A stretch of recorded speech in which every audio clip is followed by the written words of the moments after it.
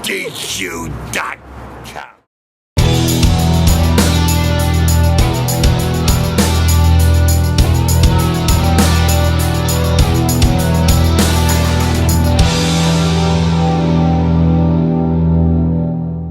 Welcome, NoDQ Galaxy, and we are back with another edition of the NoDQ Review, number 30. And I am Virtue here with Aaron Rift, with TJS, and with the Wrestling Trivia Challenge champion, Greg Cherry. All right, Greg, I'll start with you, champ.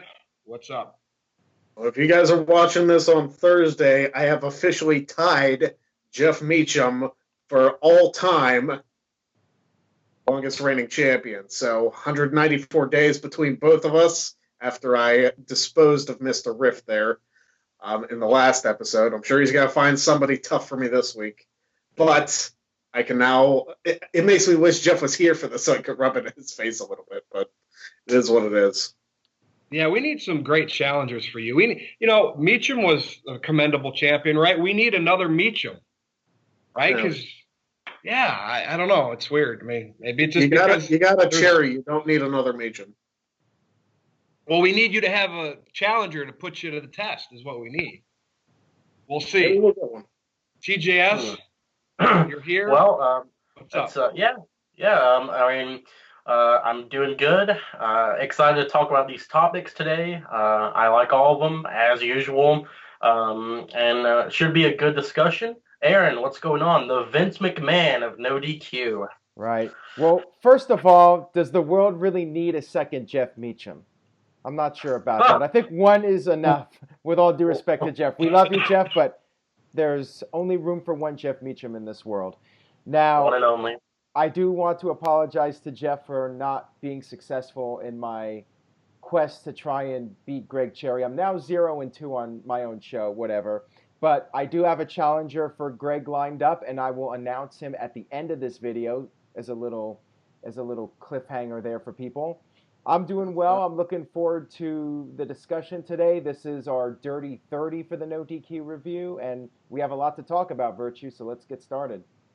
All right, well, we're going to obviously talk about Summerslam again and NXT TakeOver, just to get that out of the way and put that to rest. But because last week we didn't do a review show, because we did SummerSlam preview, Jim the Anvil Neidhart passed away. And again, it just seems like there's a death of a prominent wrestler. I mean, he was big with the Hart Foundation. Yeah, we know he was just Bret Hart's tag team partner, but I mean, how awesome was that duo in the late 80s and early 90s?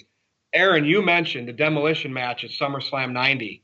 And it just takes me back to that time when tag team wrestling was awesome, and look at it today. So let's just go around the horn. Any memories? And I know TJS might have been a baby back then, but you have access to the network, YouTube.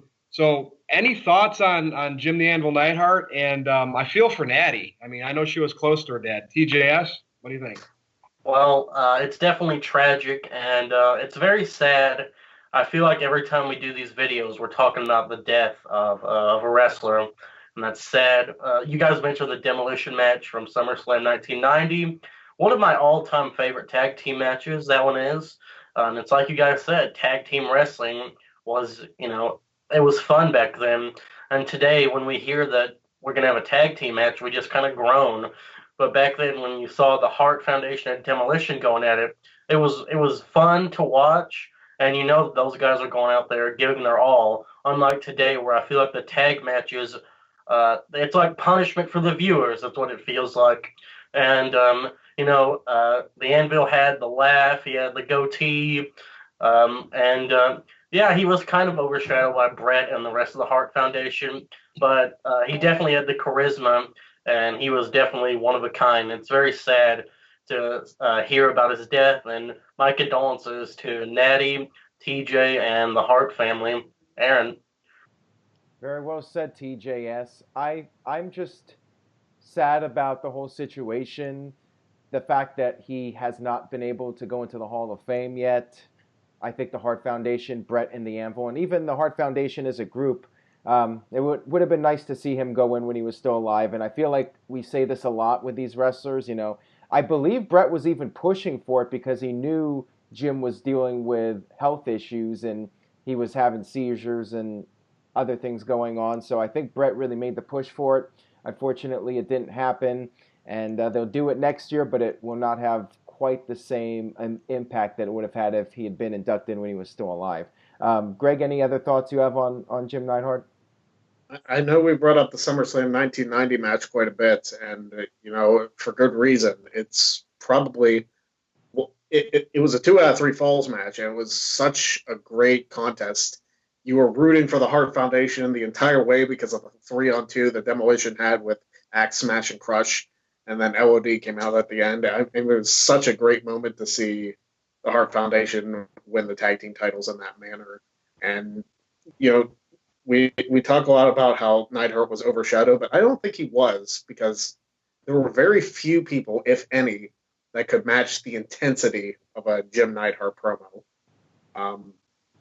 And his sadistic laugh, which Natty used for a while when she first came onto the roster, I mean, it's iconic, really. Hey, Greg, was it Jim and Owen? Was that the new foundation? Was it those two? Yeah, that was it. Yeah, because I know Owen and Coco were high energy, so even then, after the Hart Foundation, they found a way to still make tag teams. And rest in peace, Neidhart, because you were one of the best. All right, well, SummerSlam, last recaps and thoughts, and NXT TakeOver Brooklyn, was it 4? Yeah. Gosh, already. So let's go around the horn and your most memorable takes for both shows. For NXT TakeOver, obviously we had Ricochet became the North American champion.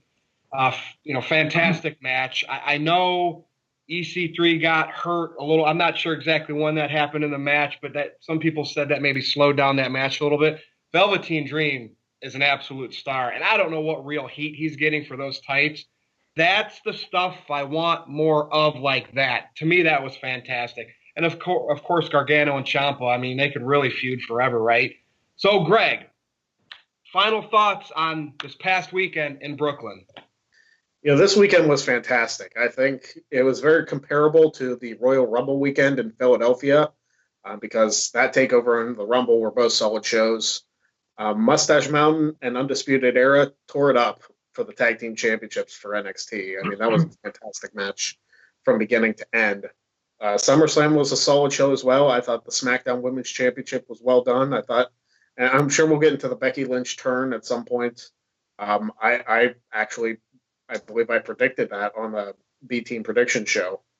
I'm trying to think of what else was memorable about SummerSlam. You had Demon Balor come out. That was not completely expected, but a little bit expected, but it was still cool to see. And we have a new Universal Champion. The Universal Championship is finally back on Raw full time, so I'm sure we'll get into that as well. Aaron? I thought the match of the weekend was Adam Cole and Ricochet.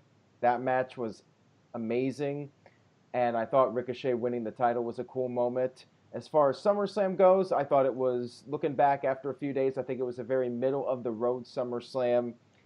Pretty average, a few good moments, a few not-so-good moments, and just too much as far as the pay-per-view goes. I've said this before, it's like a broken record. I wish the shows were shorter. If you took SummerSlam and just made it a 3-hour pay-per-view, and you had the best moments of SummerSlam condensed down into 3 hours, then it would have been a pretty good show. But watching a 6+ hour show, yeah, it definitely dragged. TJS, your thoughts overall on the weekend? Well, I'm just going to go on record now and say that I enjoyed SummerSlam more than I did TakeOver, which is, it's shocking. I was going into SummerSlam with, low expectations. And, I was happy with it from start to finish, except for the kickoff, of course. I wasn't bored with any of the matches, and there were a lot of squash matches, but I thought that was a good change of pace because that helped the show not drag. They were better transitions because we talked about how Ronda, how Alexa was not a believable challenger for Ronda. She got squashed. The squash match with Corbin, it was necessary because Corbin was surprised that Finn was a demon, and it finally gave Balor some more credibility until Raw. But I thought it was great. Was it too long? Yeah. I mean, I recently, I'm trying to get my girlfriend into wrestling, and she's on vacation, and she was like, she said, "Are we gonna watch SummerSlam?" You trying to break up with her? Well, no. But I was gonna. She said that she wanted to watch SummerSlam, and I said, it's 6 hours, and she's like, "Whoa, really?" I was like, "Yeah," and she's like, "Maybe we can watch the highlights." But yeah, I agree with Aaron about the match of the weekend being Cole versus Ricochet, crazy stuff, and that super kick moonsault spot or the lion salt spot is going to be talked about for years to come. In my opinion, better than the Shelton Benjamin Shawn Michaels spot. Virtue, what do you think? All right, so to a point, I understand what you're saying with you like SummerSlam a little bit better than TakeOver. We go in every TakeOver, and we know it's going to be an A minus, or a B plus show. And every week or every event, it is, right? Depending on exactly what happens. Going into SummerSlam, you're expecting, I don't like the build. I don't like the matches. So I can see what you're saying. Going in, you knew NXT was going to be its normal good self with great wrestling matches. And SummerSlam, you probably went in with a little hesitation, a little disappointment. Definitely. And so I see exactly what you're saying there. Aaron, when you kind of say SummerSlam's a middle of the road show, this is the problem with the main roster shows. Like you said, they are too long. I remember all the old pay-per-views. You go back to the In Your Houses, anything like that, and there was always a lot of filler at these shows, and you could pick out a lot of crap. But what I always remembered a pay-per-view for the 3 or 4, maybe not that many, to say 2 or 3 really good things that happened or memorable things that happened in it, and that's how I determined if I liked it or not. I actually, just like I did WrestleMania, Money in the Bank weekend, Aaron, when we were in Chicago, I gave NXT and Money in the Bank the same grade, A minus. I'm doing the same thing again this weekend. I enjoyed both shows differently. And again, I go into NXT, the bar is higher now. I know it's going to be that good with the wrestling matches. To get up to an A or A plus show, I want more. I mean, I'm getting desensitized. And it's a great show. Don't give me heat in the comments. I just put over NXT TakeOver, but I enjoyed SummerSlam. Now, I may be biased because I got some results that I really wanted. Charlotte winning, Roman winning, and I have fun with that on social media. But it was a weekend. Other than watching too much wrestling, I enjoyed both shows, and I can't pick one over the other right now. Maybe I will. Give me another week. Maybe I'll watch TakeOver matches again, look at some more fine detail on that. But, I mean, any thoughts on me liking both shows the same? Okay, so a year from now, what are you going to go back and watch from this year's SummerSlam? Roman. Why? Yeah, Lesnar versus Reigns. Why? Because it was memorable. You had the big. Because we're going to talk about this in a topic because of what Vince McMahon did. I might look behind the curtain more than a normal fan, and I would rather the business side of things appeals to me, them doing what they want to do versus what the fans want them to do. I get it. I understand that the fans buy the product, right? But if it was so bad, like you said, Aaron, they'd walk out. They'd stop showing up. But just there's people that can't not do that. They have to be there. And now Vince is finding ways to manipulate them. But look at SummerSlam. Corbin got squashed. For how long since we saw the Demon last? When you first saw the lights flicker, the red, were you not like, whoa, it's happening? We didn't even think that it was going to happen anytime soon. Right. It's the little moments like that. Becky turning, we've been talking about that for weeks, for months. And again, is she heel? We'll talk about that later or not. Is Charlotte the heel? But it happened. She did something different. Those are the moments, Aaron, that I take away. Now, granted, 6 or 7 hours, I said I'm exhausted. I got an earache, but I loved it. Maybe I'm a WWE fan stooge. So if Finn Balor, I don't care. If Finn Balor appears once a year as the Demon, just completely randomly, that elevates a show and makes it an A minus. Sure, why not? Seth Rollins had a fantastic match with Is it Dolph that Ziggler. easy? He just has to put on the paint and the show gets an A minus. AJ Styles and Joe had built some heat. We didn't get a great finish technically, but you can't. We can nitpick all day long, right? I've given shows this year C's, but I'm not going to always hate. I'm going to find things I like, and when I find a handful of things I like on a show, which I did for SummerSlam, I'm going to put it up. So if you're giving it an A minus, are you saying it's like a top 5 SummerSlam of all time? But If you ranked I all don't know. 31 SummerSlams, where would this one fall? There's a lot of SummerSlams and a lot I'd have to go back and rewatch, but yeah. So can you really say honestly an A- is appropriate? I could give 4 or 5 other SummerSlams an A+ and an A. Those are higher than A-, but still, Roman won the Universal title. If you're giving it an A-, that's basically saying it's like the top 5 SummerSlams. Who's the biggest Roman guy on NoDQ.com? Who started liking him before people said that I did it just but the to get a reaction? problem is he beat Lesnar because Lesnar was distracted by Strowman. So Reigns did not even get over by beating Lesnar, and Strowman comes out there and everybody talks about Roman every day. He's over. He says he wants to confront the guys face to face, and then he just stands out there and lets the two of them fight, and then Reigns wins, and then Strowman's just knocked out. You gave it a mediocre grade because Roman ended up the Universal Champion. Strowman didn't cash in. It was just the way it was executed. My opinion of your opinion. If Reigns is going to beat Lesnar, he should just beat him clean. No need to have the Strowman. Could, but they always protect Brock in a weird kind of way because he's the UFC guy. Any thoughts? And there's no point because he's gone now. Reigns should have beat him clean. Gone, but it's Brock Lesnar, and he could come back one day, and Vince pays him all kinds of money not to work. Any thoughts on how WWE has constantly protected Brock? Yeah, Greg? It's stupid. It's protecting your investment. Whatever. But he's not is he a draw? Do you guys think he's a draw? Well, apparently he's a ratings draw. And yeah, he is. He is. I mean, look at this way. UFC, I know this is a completely different topic, but UFC's buy rates have gone down. And the most social media buzz they had was Lesnar stepping into the octagon with Cormier. And that generated, holy crap, Lesnar's back in the UFC while he's part of WWE. And even if he's not part of WWE right now, they're still going to build to a Lesnar-Cormier fight, and that's going to draw a huge buy rate.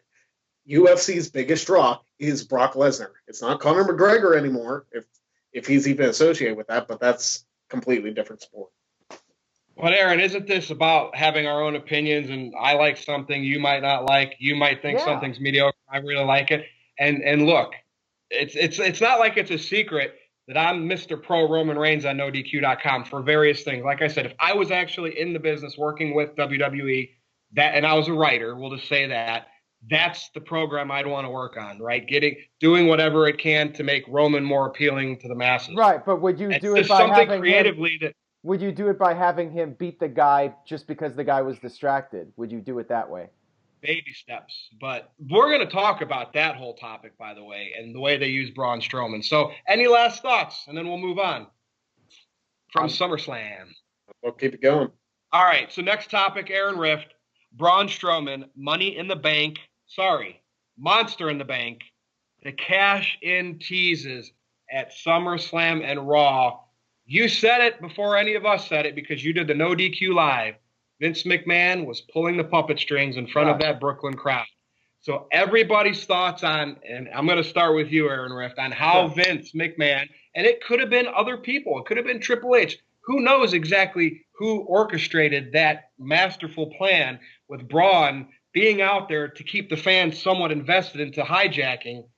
Take it away, because, I mean, this was a big deal. To me, Vince fooled everybody there. Oh, he absolutely did, and I knew something like this was coming, too, and people didn't want to listen to me. The idea was they wanted Reigns to win the title, but they didn't want the fans to hijack the match, and they didn't want the pay-per-view to go off the air with everybody booing and people leaving the building, so they orchestrated this master plan, this bait and switch, and let's face it, that's what it was. It was a bait and switch with Braun Strowman out there teasing the Money in the Bank cash-in and then not delivering. And I even said on the predictions, I said it would not shock me if the pay-per-view just ended with Reigns as the champion and no cash-in. And that's exactly what happened. To me, it's not good storytelling when you're that desperate to have to manipulate your audience. To me, it's not good TV writing. And yeah, maybe it's entertaining to some of us just because it's funny to see how far WWE will take this to try and get Reigns cheered. But man, I wish they would just come up with some good storytelling to organically get Roman Reigns over with the audience. I think that would be a lot more entertaining. And that's part of the reason why I don't give the show an A- rating. TJS, your thoughts on it? Well, you have a guy that flipped an ambulance, got thrown in a garbage truck, pulled down the Raw set with a grappling hook, the whole 9 yards, a complete monster. Reminded me of 97, 98 Kane. And then you have him unconscious, beat up after an F5, a suicide dive, and a few chair shots. But isn't Roman and Brock the main event? Those two guys are supposed to be the guys. They're the ones that took out Strowman. Believable to me. Sorry. Get it, though? You see where I'm coming from? Yeah. I know. I see where you're coming from, right? Braun's supposed to be unstoppable.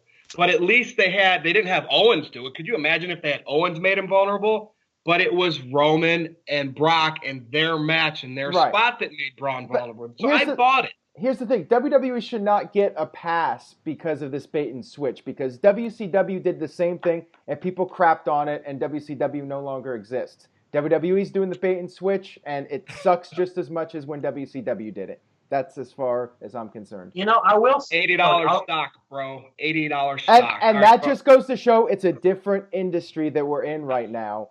The same rules don't apply as 20 years ago. It doesn't matter what WWE does ultimately. They can get away with just about anything. Aaron, when you heard Braun's music before the match, did you pop? I did, but I was hoping he was going to come out and make it a triple threat. And triple threat, yeah, that's what I was hoping for. When he started with the promo and he's like, I don't want to attack a guy from behind, I thought, this is awesome. He's going to actually call out both of these guys and say he's going to kick both of their asses, and they're going to have Strowman win the title, and he's going to be the guy, and it's going to be amazing. And then he says, oh, I'm going to wait till the match is over. And I'm like, for real? Are you kidding me? Knew. That's something. Yeah. Okay. I don't know. I'm kind of worried that this is going to lead to a Braun heel turn where he says, I'm not going to, sneak up on anyone, and that's going to be his last resort, which is ridiculous considering the guy is supposed to be a monster. He shouldn't have to sneak up to get the win. I don't get it. Right, yeah. I was with him till he said he was going to just wait until the match was over, because it's basically the same thing. It's not really any different than just coming out after the match with no notice, because they're supposed to know in the back of their minds that he can show up at any time anyways. So it doesn't really make any sense whatsoever. Yeah, it was ridiculous. Greg, what did you think? I'm going to say this right now. I don't care for the Money in the Bank cash-in teases. If you're going to cash in the Money in the Bank briefcase, just do it. There's no need, especially Carmella. Carmella with hers, she teased cashing in about 17,543 times, and it eventually did cash in on Charlotte. But why? Just cash in the briefcase. Edge didn't tease it, I don't think, his first run at all until he actually cashed it in. But all of a sudden, I think starting with like Del Rio and people, it's like, okay, we're going to tease this cash in as much as we can before it actually happens. Just cash in the briefcase. Like, make it a moment, because you kind of kill the moment if you tease it so much. So I didn't care for it, but that's just me. There you go. I'm with you on that. All right. They do the cheap pop. That's it. They do. Now, let's parlay this over to Monday Night Raw and at the end. So Roman Reigns is obviously the one that he comes out, I'm a fighting champion. They're really trying to make him look so much better than Lesnar. He's the one that allows Finn Balor to finally get his rematch. Imagine that, so the people will rejoice. So, of course, I thought that was cool. Maybe he'll give Owens a rematch next. So that main event happens. No Demon. Crazy, I know, right, Aaron? Bring the Demon back. Maybe it's because the Demon comes out when he's bullied. I don't know. Well, the real reason is that it takes several hours to put on the paint, so he cannot. He doesn't have the mystical powers to apply the paint in 2 hours. So moment ruined. So we have the main event going on, and Strowman comes out. Greg, another tease. But this tease was enough to distract Finn, so Roman could beat him. 1, 2, 3. And then it looks like the cash-in is going to happen after the match. The Shield come out and reunite. So here we are. Now, go back to Survivor Series time when we had the Shield. We know Roman got sick with meningitis. Ambrose got hurt sometime later. I don't know if it was right around the same time, right? Yeah. They didn't really have a full reunion. T-shirts. Vince, he likes to bring – DX came back a couple times. He likes to resell that merchandise, that product. Here we are again, And there's some interesting possibilities, in my opinion, now with the Shield back together. And are they the heels? Or is Strowman the heel? So, TJS, I'm going to start with you. What are your thoughts, man, with this whole scenario? The Shield's back. Yeah, let me just say about the whole Finn Balor Demon thing. WWE just needed to give us one reason, anything.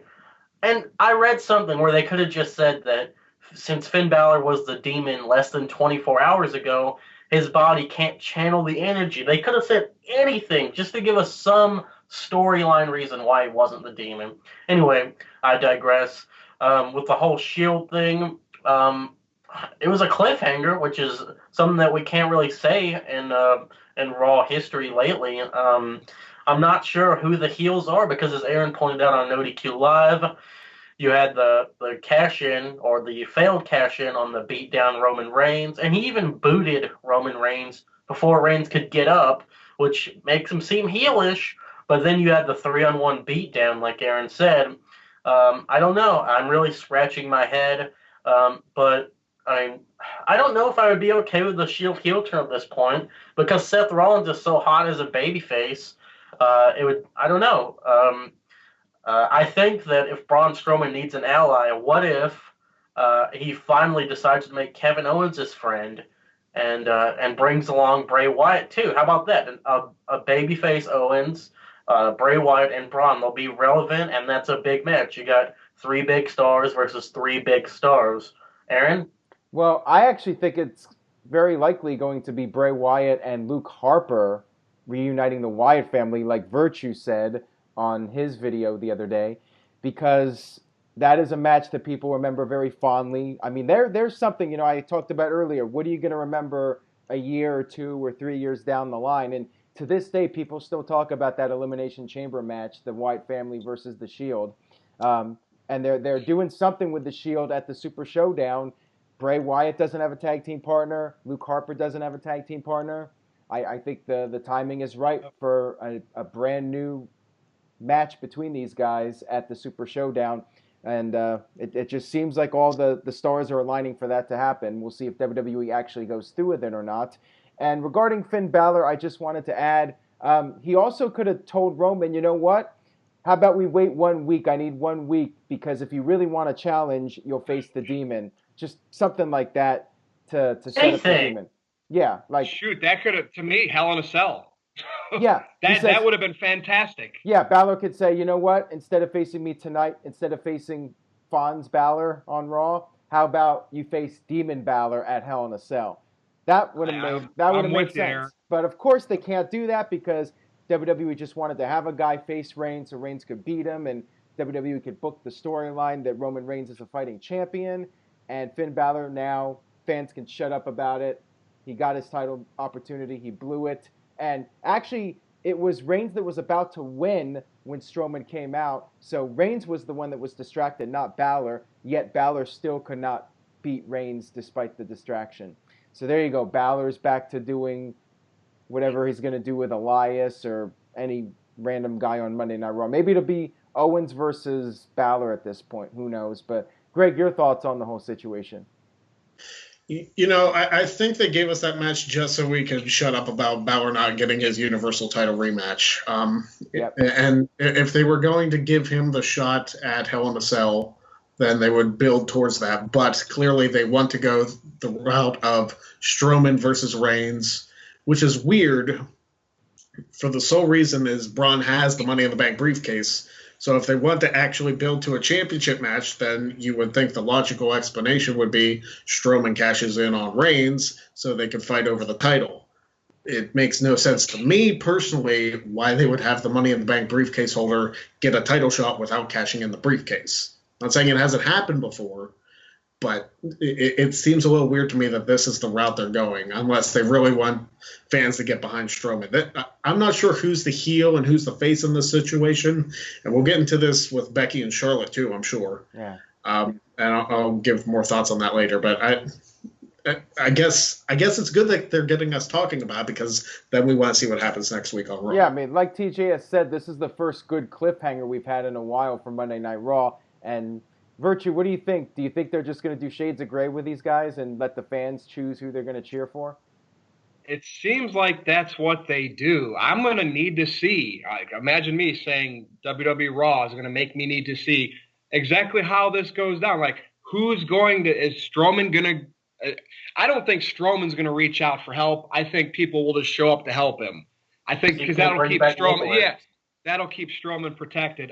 With Matt Hardy being basically retired and Rowan probably going to need surgery, Aaron, like we said, Bray and Luke, that's the perfect opportunity, except this time around, instead of Bray being the cult leader, really Strowman is that main event star with the other two guys next to him. And everybody knows when the Shield and the Wyatts stare at each other across the ring, people get excited. Despite Roman Reigns, people get excited, and WWE likes to revisit things, and that's what's going to happen. A great feud of 2017, Roman versus Strowman. It's going to happen again probably. Interestingly, the New Day are the tag team champions again. Bludgeon Brothers will be gone. Will the Usos come back into play with the New Day? They're revisiting some great feuds from a year ago, in my opinion, or potentially. So we'll see what happens with that. Yeah, but all right. For now, it's like it's going to be either Cesaro and Sheamus or Anderson and Gallows facing them next. Hopefully, the Usos do get back in the mix soon, though. The Usos should be on TV. I haven't really seen them on there often. So anyway. They need to go heel again. Join the Shield, make the Shield bigger. All right, so we're getting off topic here. Let's talk about Ronda Rousey. She squashed Alexa Bliss. Now, in reality, somebody like Ronda versus Bliss, it should be a squash. Ronda won pretty much all of her fights before she finally lost a couple by pretty much squash fashion. So it plays to that Ronda Rousey character.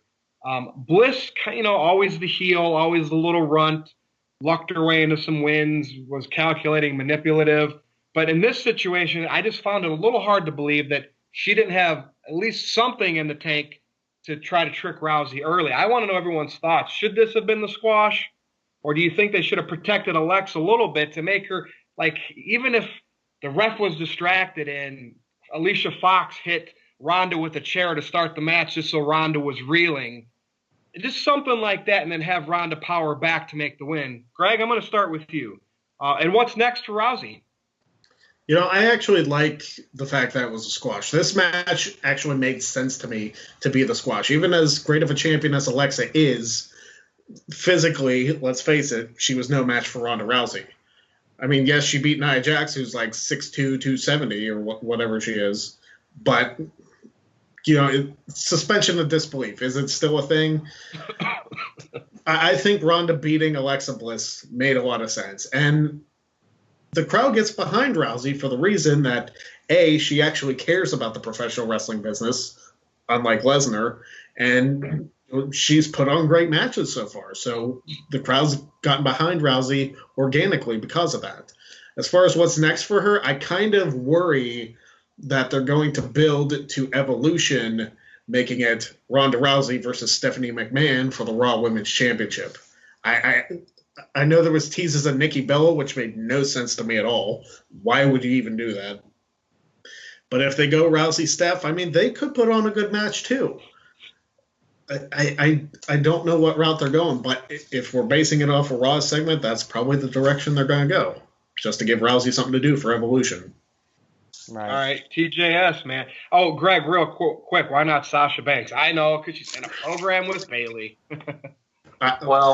Don't even get me started on how they're booking Sasha Banks. Could you imagine Sasha versus Rousey at Evolution, though? I think it should be Sasha versus Trish. Like, that's something else I'm upset about. Why does Alexa get the match? It should be Sasha Banks versus Trish Stratus. We got that tease at the Royal Rumble, and it was a dream scenario for me because I was hoping that the two of them would face off. I was hoping they would get a one-on-one match against each other at Evolution, but it's not to be. Well, we'll come back to that, Trish versus Bliss in a minute. TJS, your thoughts? Well, like you said, Virtue, I think that Alexa Bliss should have had a plan here because she's billed as like this genius champion she's basically a heel underdog, which is unusual, but I think it worked. But she knew about this match because Ronda got suspended for 30 days. So she's had this whole time to come up with a plan, and then when the bell rings, she just gets her ass kicked. Like, she had nothing, no plan at all. There could have been something, like you said, Alicia Fox distracting the ref, Alexa having like some brass knuckles or something, even though that was done already on the show. Anything would have worked. Play Shayna Baszler's music to distract Ronda and roll her up. Just do something besides just getting Alexa squashed, because that makes her not only look dumb because she hasn't planned for all this time since Rousey's been suspended, but it makes her look weak. And I know it's Ronda Rousey, but it's a different game, UFC and wrestling. Like Alexa Bliss has put it, she called Ronda an overhyped rookie. Ronda is a rookie, and she just beat the 5-time women's champion in less than 5 minutes. I don't know about it. Aaron? See, I agree with Greg. I think it was fine. I mean, Alexa should have been booked stronger as the champion going into the match. That's the first problem. And since Alexa was booked so poorly leading up to the match, I was fine with what they ultimately did. Alexa really had no business being the champion if she wasn't going to be booked like a champion.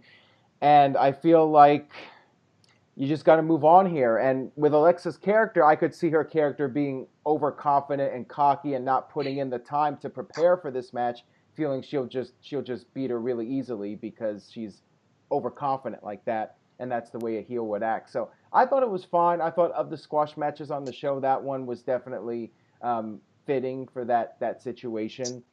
And yeah, that's pretty much all I have to say about that. As far as Ronda's future opponents go, that's the problem right now. You really don't have a lot of credible challengers for her. You could have done Asuka versus Rousey, but Asuka's barely getting TV time now. I know. That'd be my call, but I mean, somebody doesn't like Asuka. Yeah, and obviously Sasha Banks is doing the stuff with Bayley right now. Who do you have go against her?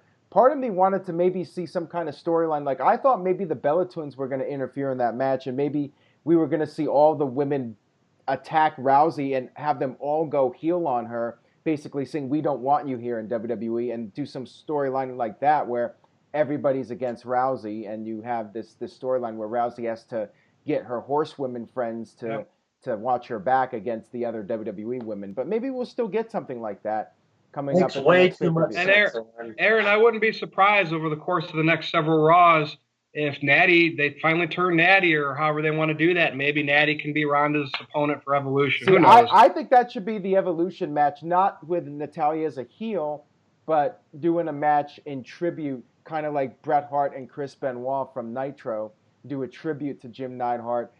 Ronda will win, of course, and then after that, you can start the build towards them feuding, and maybe have that go into the Royal Rumble, and then start building for WrestleMania, which I assume is going to be. Now, somebody else mentioned this, and I totally just forgot about it, but if it's going to be Charlotte versus Rousey at WrestleMania, champion versus champion, what does that mean for the Royal Rumble winner? I have no idea. Maybe they'll come up with something. I don't know, but I think Charlotte and Rousey is going to be the WrestleMania main event. To me, that's the match that makes the most sense. What do you think, Virtue? Yeah, I mean, again, we know about talking about WrestleMania ahead of time, and we basically last year talked about Roman's going to get the shot against Brock, and he did, but then he never won. So I guess that's neither here nor there yet. But Aaron, I see it because I was at WrestleMania last year, this year, and Charlotte had the Ric Flair entrance. Her and Rousey going on last. If they finally decide to do that at a Mania and have women go on last, there can be no other match. Right. No other women's match. That has to be it. So. Right, exactly. Greg? See, I'm thinking back to Survivor Series last year when they were doing Raw people versus SmackDown people. And they did Raw tag teams against SmackDown tag teams. They did Universal Champion against WWE Champion. And Raw Women's Champion versus SmackDown Women's Champion. Who are the champions right now? Rousey and Charlotte. Do you think they're going to, for lack of a better term, blow their wad on Survivor Series with these two instead of saving it for WrestleMania? Well, I think they're gonna do the horsewoman match at Survivor Series, and Charlotte will captain her team, and Rousey will captain her team. Maybe they'll tease something with them actually fighting in the ring. Maybe they'll be kept separate. Who knows? But I think they're going to do that match. Here's my problem with that. Becky just turned on Charlotte. Why would you want to team up with Charlotte in a couple months? Somebody else It is doesn't going to make have to sense be. now. Somebody else is going to have to represent the Charlotte team instead of Becky. But then it's not the 4 horsewomen against the 4 horsewomen. Well, that's You, true. you can't do it then. The Horseman lineup always changed back in the day. It was never the same 4 guys. Also, no one really knows who the 4 MMA horsewomen are other than Rousey. The casuals don't know Baszler. Right. They don't know the rest of them. So, I mean, that would be a tough match to do, I think, Yeah. because I feel like Ronda and the 4 horsewomen of WWE would really be the only ones that people know. So, I don't know. I don't know if they're going to do that match at Survivor Series or not. It would be better to me if they did Charlotte versus Rousey at Survivor Series and then took the months building up to WrestleMania for the 4-on-4. I know it's kind of backwards, and at WrestleMania you want the big one-on-one, but I feel like it would take some time to establish the 4 MMA horsewomen. Yeah, I mean that's a very valid point, and I've talked about this, the idea that we need some time to establish the other characters, and even Shayna Baszler hasn't been introduced to the casual audience yet, so that might be a tough sell for Survivor Series, but we'll see if they do it. I mean, it's definitely something that's being rumored right now. I don't know what's going to happen. There's a lot of different possibilities. And you got to remember, if Vince is going to bump Roman Reigns out of his 5th consecutive main event at Mania for 2 women, it's going to take a lot of convincing, probably with Triple H to Vince McMahon. So we're going to be talking about that more, I'm sure, going forward. Yeah. All right, so Greg, you brought this up earlier. Alexa Bliss was announced for Evolution. When? October 28th, to go against the return of Trish Stratus. Now, the only thing I can think of for this is maybe Alexa now has parlayed into this good little hand. And that means she's going to be a heel that jobs a lot, like The Miz had that stretch. So, TJS, I want to start with you. Do you think this is the right call for Trish, or do you think it should have been somebody else, and why? Well, I think that Alexa Bliss is the Roman Reigns of the women's division, and I think Ronda is Brock, so Alexa, Roman, couldn't beat Brock, who is Ronda, and now we have Trish versus Alexa, and Trish is The Undertaker. So what they're basically doing is they're going to have Alexa go over Trish to look more credible since she just got squashed to Rousey. That's what I think. Not a whole lot I could say about it. I think it should be a good match, though. I think Trish should come back like part-time because, I mean, she looks good, So, Aaron. Well, I have no idea what I want to say as far as a prediction goes for that match because I think it's too soon, and Trish hasn't even returned to television yet. I'm curious to see if she shows up on Raw this Monday, which is in Toronto, by the way. I think... depending on what happens with Trish, they still got, what is it, like 6 weeks, if not more, 2 months? I'd like to see a program, Aaron. I'd like to see Trish show up and build to something instead of just having her show up for the match. Oh, I agree. They definitely should have her show up and do a slow build-up towards the match at Evolution rather than just randomly throw a match together. I think it was pretty disappointing, in fact, just announcing the match on Twitter instead of... Especially before Alexa lost the title. That really spoiled it. Yeah, pretty much. I mean, that gave away, that she wasn't going to be retaining the title at SummerSlam. Greg, your thoughts?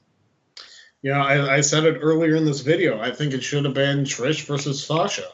Because we had the tease at the Rumble, and the crowd popped for it, especially when Trish mocked Sasha's entrance with the hands. Everybody popped for that. I think that would have been a fantastic match. I don't know how far Trish can go as far as in the ring, but we've seen what Sasha can do. She's been in 2 Iron Man matches now, and I think that match would have been an absolute classic. So, not saying Alexa won't deliver because I think she's a little bit underrated, but TJS, I don't think I've heard comparisons like that since somebody compared the Shield to the Backstreet Boys this week on Twitter. So, Alexa Bliss is hardly. She doesn't lose very much if you think about it.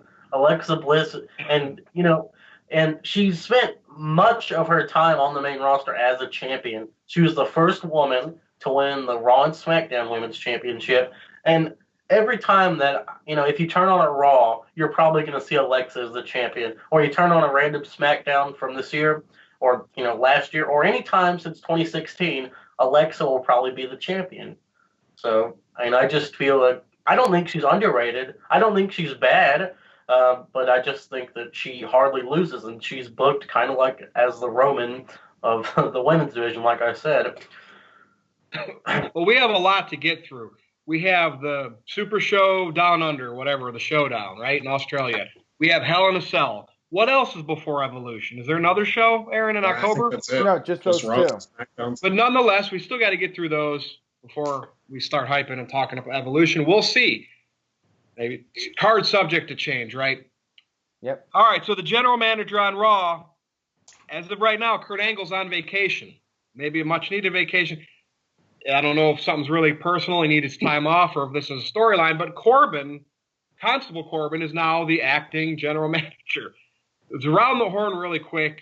What are your thoughts on this? And he just got squashed by the Demon. So, Greg, I'm going to start with you. Do you think that Corbin is going to continue to torment Finn Balor, especially now with the extra power?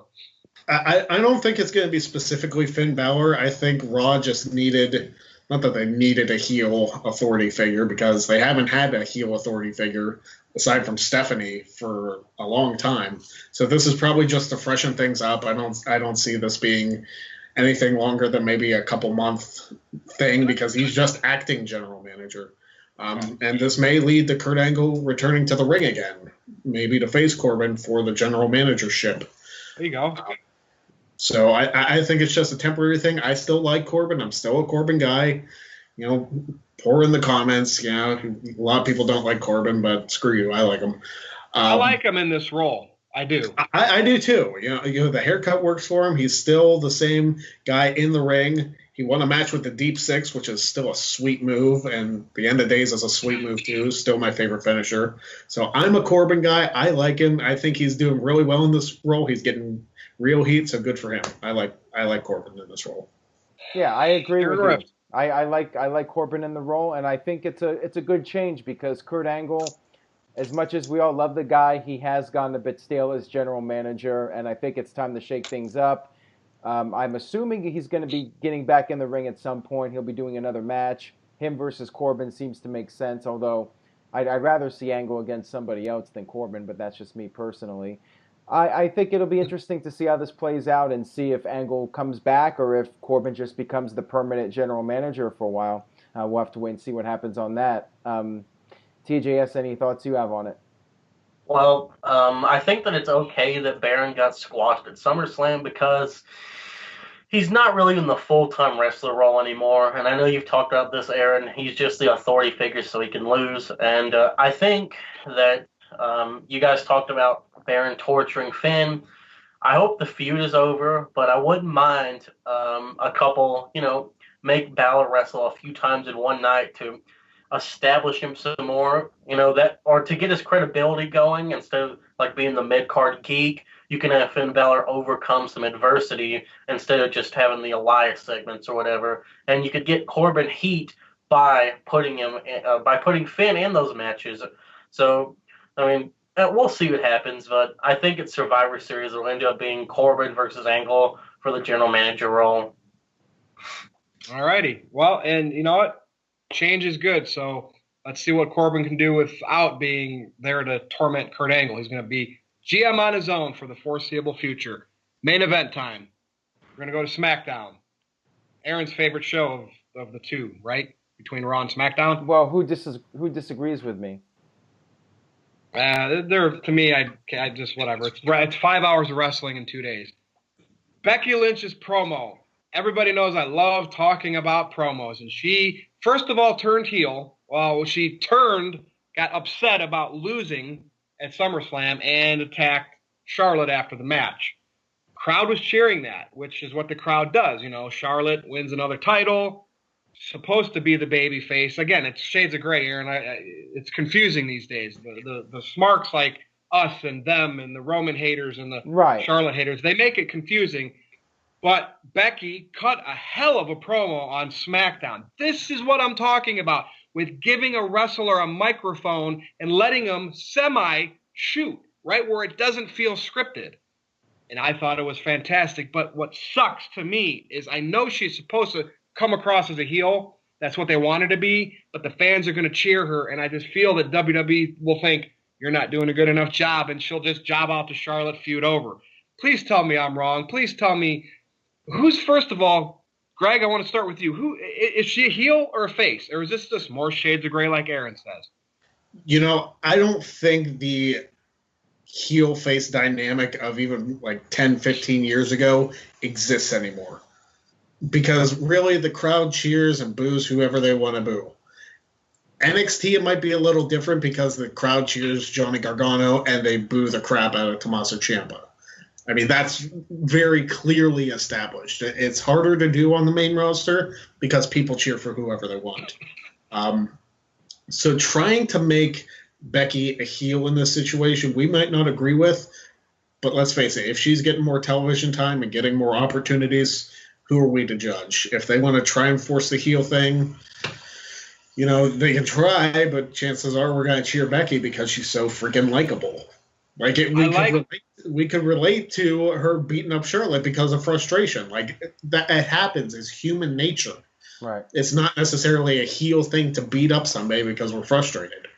So your Ciampa Gargano that you brought up, that I'm a firm believer that the fans, the NXT universe, they like both Gargano and Ciampa, but they like them so much they're playing along to get the characters over the way they're supposed to be.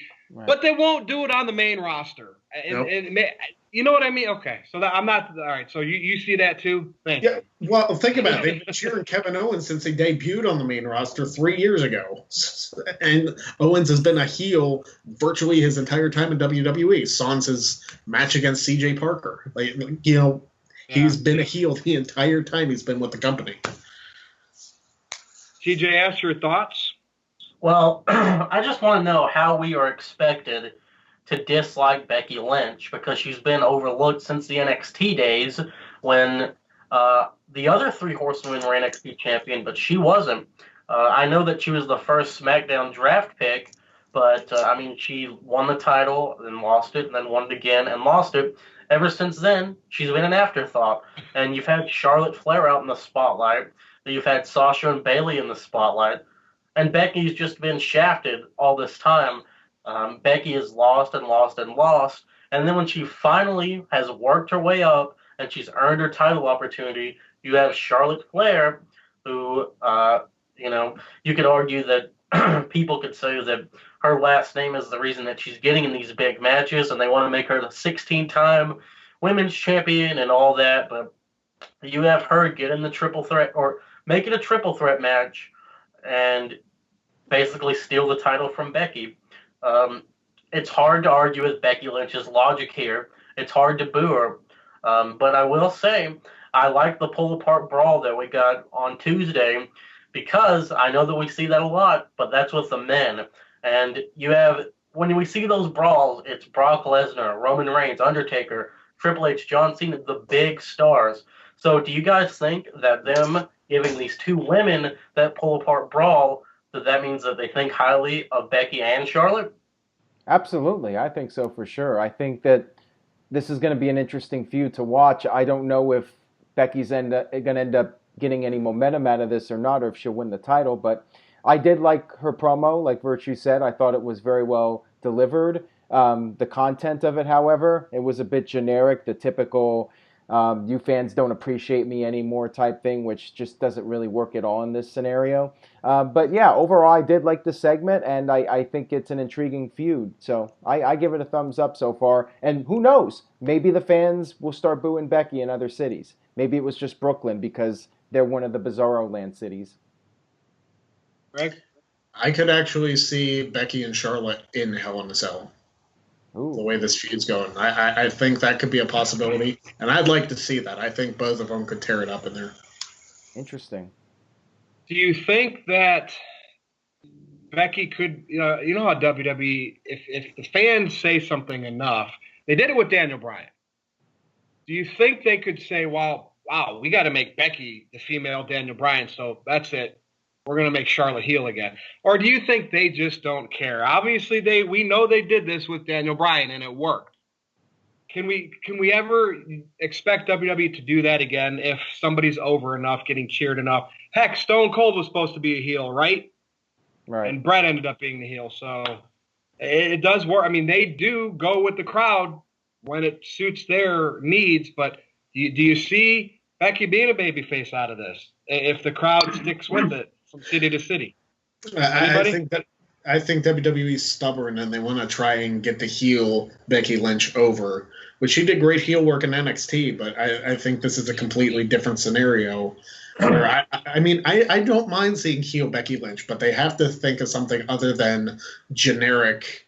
You never liked me, like Aaron just said. You need to think of other stuff than just the cheap heel heat. You need something different for Becky to be upset about. But see, the thing is, fans hate generic, right? But because if Becky went out there and cut a CM Punk pipe bomb, break the fourth wall, they're gonna cheer her. So maybe WWE's onto something, and they know generic draws heat. I mean, because that's what happened. Well, they still cheered her though, but.